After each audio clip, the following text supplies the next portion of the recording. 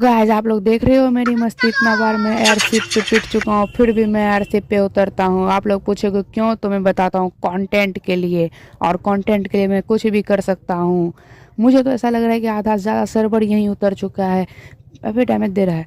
अरे तेरा छुप के कोई फायदा नहीं, मैंने तुझे देख लिया, फिलहाल तो मुझे छुपना होगा।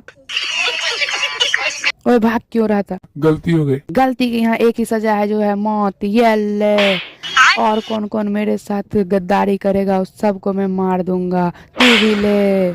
बच गया। मारना मत, तुझे सल्लू भाई की कसम।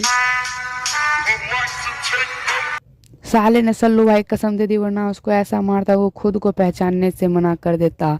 चलो ऊपर चलते हैं। यहाँ पे कुछ बंदे फाइट ले रहे, चलो थर्ड पार्टी किया जाए। अरे अरे मर क्यों नहीं रहा? ये कैसा बना है बंदा? मार दिया किसी और ने इसको। तू भी ले। यहाँ पे मेरा 2 किल हो गया, लगता है बुइया तो मेरा ही होगा। रुको जरा, सबर करो। कौन डैमेज रहा है? भागो भागो भागो।